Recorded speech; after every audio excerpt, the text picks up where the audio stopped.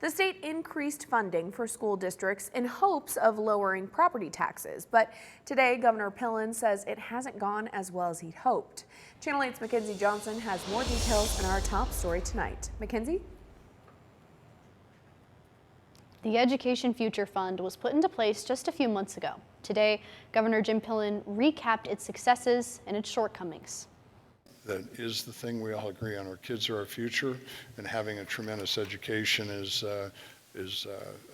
really, really important. And I believe that it's important for the state to play a more active role. The goal of the fund was to lower property taxes for Nebraskans by increasing state assistance to schools.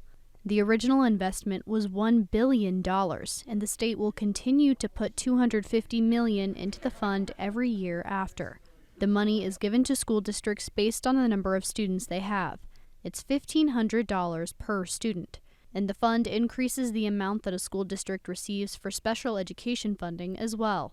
That $1,500 funding, certainly the goal was that would be dollar for dollar property tax relief. But for many school districts, the money wasn't enough. The legislature set a 3% annual revenue growth cap for all 244 school districts in Nebraska. But 188 districts voted to override that cap. Because of that, property taxes in K-12 school districts increased by $85 million this year. Pillen says without the funding, they would have increased by about $400 million statewide.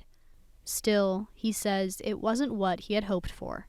We have to stop spending money. If the solution, we have to become fiscal conservatives.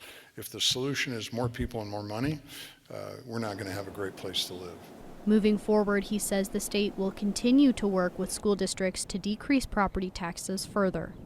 I have confidence that as we work and build trust that those overrides of the 3% cap will be the exception to the rule, which was the intent of everybody in the legislature. Pillen says trust between schools and the state is key to the success of the Education Future Fund. And he says he will work with the legislature and school boards during the legislative session to make it a smooth relationship. Mackenzie Johnson with our top story tonight. Thank you very much, Mackenzie.